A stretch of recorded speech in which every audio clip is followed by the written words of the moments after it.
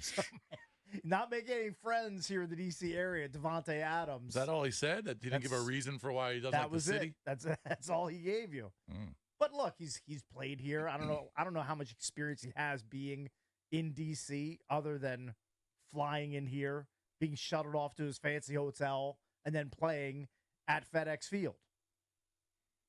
Like, yeah, I mean, I just don't know why. Why was it such a bad experience? Why were the fans so miserable? I mean, he lived in Green Bay forever. But is he entirely inaccurate? I mean, really, what he's saying. The stadium, okay, but he's killing the city. You don't know anything with the city. I don't. See, my interpretation is he's not breaking down the city like the monuments and all of the sites. I think he's really just grilling the fan base. Yeah, and them being miserable, as he quoted, was, look, they've been following a team owned by Dan Snyder that's had no sort of success for 30 years.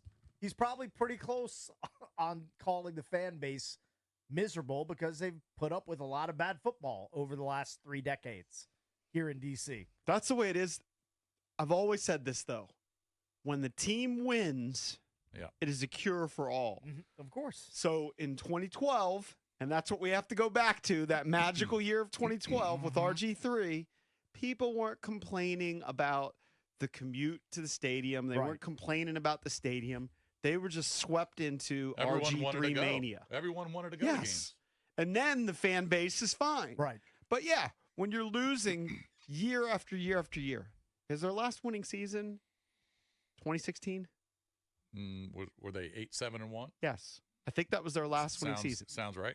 So when you're losing consistently, you've got a terrible owner. People are going to be unhappy, and I think you'll get comments like that. Does it fire you up, Cakes? Some people get fired up about this kind of thing. I mean, I just didn't think it was entirely inaccurate. Other than if you actually took the literal thing where he says the city, if you took that, you'd be like, hey, I mean, Washington's a great city. Right. Now it's one of the most visited cities in the world. Now it's not so like he's probably just generalizing. He wasn't just picking on the Commanders and Washington. He also mentioned the Eagles, the Patriots, and the Bills, the latter of which he called, quote, disrespectful for their snowball throwing antics. Yeah. But I mean, most fans are going to start, if there's snow accumulated in the stadium, at some point they're going to start throwing snowballs. They don't throw them in Green Bay. I don't think that's exclusive to just Buffalo. Packers fans don't throw snowballs. I would imagine they do it they have at some point. It's miserable up there in the wintertime. Or maybe they're just a more respectful group. Maybe not. Yeah, you might be right. Maybe they're not as insane as Bill's Mafia. It seems to be a bit of an extreme fan base. Yeah, so it's been 7 years since Washington has had a winning record. 7 seasons? 7. Just such a drought. And it wasn't even a great winning season. It was 8-7-1. Yeah. Basically 500. Right. Hopefully Jaden Daniels can turn it all around. And if Jaden can do what RG3 did, there will be less complaining about the stadium and less complaining about all of that. And the fan base will be reignited, which will hopefully happen this year. It'd be awesome. I mean, if you think about it, it's been such a bad run for this team since we were in college in the early 90s. Yeah. They've had 3 double-digit winning seasons. So they've had 3 10-win seasons. Nothing more than 10. Just 10. So 3. Basically one per decade. Since 1 per 10 years. Since correct. the 90s. Yes. Well, I think in the entire tenure of this show. So we started weekends in 1996. So if you start with the weekend show, that's 28 years, right? Right. By my math, 28 years. They've won 2 playoff games. I was going to say, they've been to the playoffs this many times. But just think about the playoff wins. Yeah. Yeah, I know. Am I wrong on that? It might only be one. No, you're right, because they won one in 99. They won one in 05. That's it. Yeah. Everything else, we've got they 2 playoff wins in the history of this radio show. The last great moment for this franchise, for this team, the last Super Bowl win, I remember it, well, somewhat hazily, because we threw a rager the night before. It was the night before classes started, I believe. And I woke up and I'm trying to put this delicately. I had used my alarm clock as a toilet. You were famous for that. Well, I was celebrating. Not just the alarm clock from a different spot that weren't the toilet. It's kind of my signature. Yes. I was celebrating the then Skins' huge win over Buffalo in the Super Bowl. Overserved. I was overserved at my own house. Somehow that happened. But that was 30-plus years ago. Yeah. That's a long time in the rearview mirror. And hello, I'm a more responsible person now. I'm more responsible with alcohol than I was when I was like 20. So it's been But I'm really flummoxed by when you really think about 2 playoff wins in the history of this radio show that I can think about when we first started out. We were the rights holders. Yeah. We did an Art Monk, no, it was a Darryl Green cruise. Do you remember that? I do remember we that. We did a live broadcast from a Darryl Green cruise, which was probably 1997. I think we interviewed Gus Frerotte is kind of jumping out at me. Yeah, a couple guys came by, and we were outside as there was kind of a red carpet just before the season was about to start. I mean, we did a show, the first ever broadcast from the opening of FedEx Field. You know what? Thank and God you would have bet that they would have had, I don't know, 10 playoff wins in 28 years? Is that reasonable? Yeah. 15? Jason, thank God there's not a picture of that event, because if my memory serves correct, I think I was wearing this is like to a radio appearance. Yeah. I was wearing Redskins mesh shorts, a Skins jersey, and I think I was wearing a Skins hat. I was like, probably. I was like, You're all Skins in. head to toe. Like it was not a great look. So when Davante Adams says something like that, he's there's some truth not to far it. off. Right. Yeah. There's some truth to it. Like, somebody tweeted, because I had tweeted that at Chunks Radio, if you want to follow us on Twitter, Davante's statement. And somebody was upset. I'm like, how is he saying that about our city? And my interpretation was, he's not saying that, even though, literally he's saying it, but I don't think he's saying the monuments stink and the no, he's just the making city sucks. A generalization. He's talking about the fan base. Right. And he's coming from Green Bay, which has arguably one of the best fan bases. He walked into FedEx. I'm sure they played here in 2021 when he was still a member of the Packers. I know that he walked in here and saw 35,000 Packers fans. Right. And he's probably like, what's going on here? What's going on with this fan base? It's half or maybe more than half full of people wearing green and gold.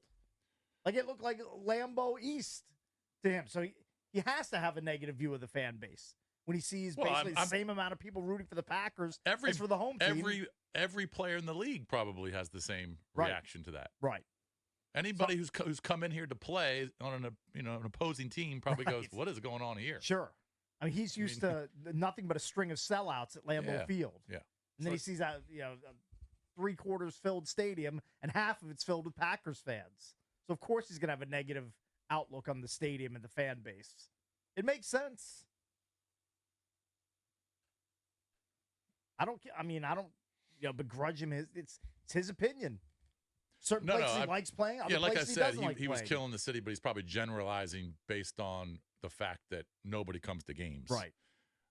He's not probably he's not commenting on the monuments and the historical aspect of the city. I'm gonna guess he's just talking about the football fan base. I'm just going to guess that Davante Adams has never even walked around D.C. outside of whatever hotel they were staying in when they came in to play the Washington football team. Probably whatever not. the name of the team And they're not probably staying in D.C. Yeah, they might have been staying at MGM National Harbor. They may have been staying, may have been staying in Virginia, in Arlington. Who knows? I'm guessing they're staying close to Landover. Could have been.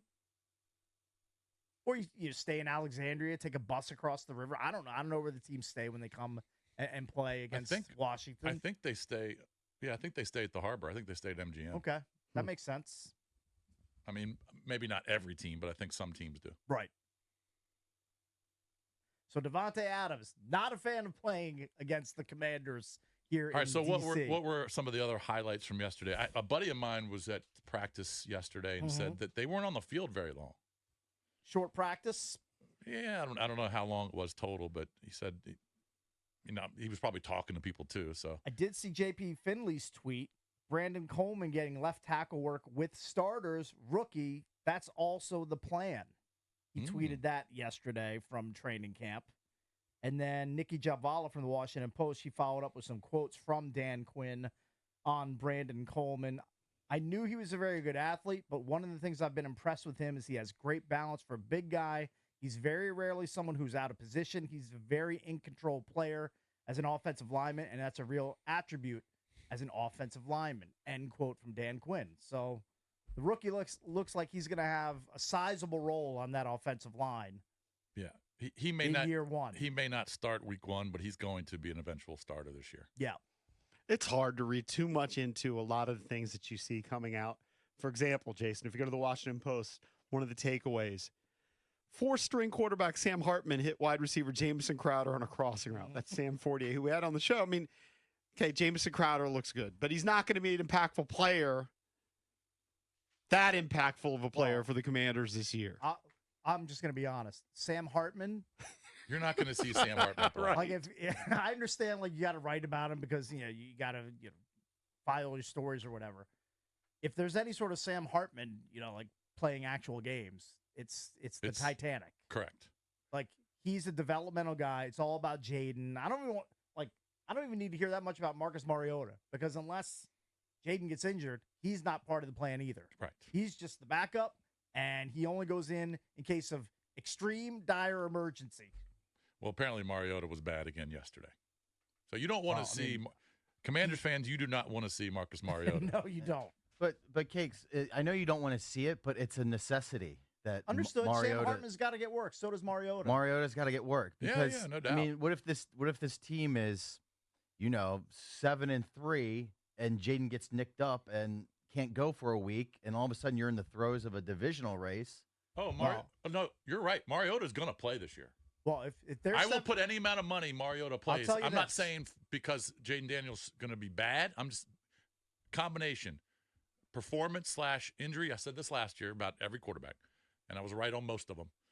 You're going to see Mariota play. I hope you're wrong. No, but I you're know, probably right. but there's no chance Daniels plays 17 games. Zero. I know no one wants to see Mariota or any backup playing with the number ones, Yeah. but it's a necessity, especially when you have 18-game seasons. Yeah. These backup quarterbacks are very important to a lot of teams. Understood. That's why they're making the money. They need to be ready in case they need to spot start for a week or two, especially with teams that are making playoff pushes. I understand that. Of course. But if the Commanders are in that 7-3 scenario and Mariota takes over, be prepared for them to be 7-6 with the quickness. Well, he'll just hand the ball off. Well, you don't think Mariota can Yeah, come in and you can steal a win for 2 weeks? That's Yes. all you're trying to do. He can do that. But I don't have a lot of faith. It's in not him. like he's gone over. I mean, he can win some games. He's just not the long haul. Right. You don't want to see him for over the long You haul. want to see him maybe for one game at a time. That's it.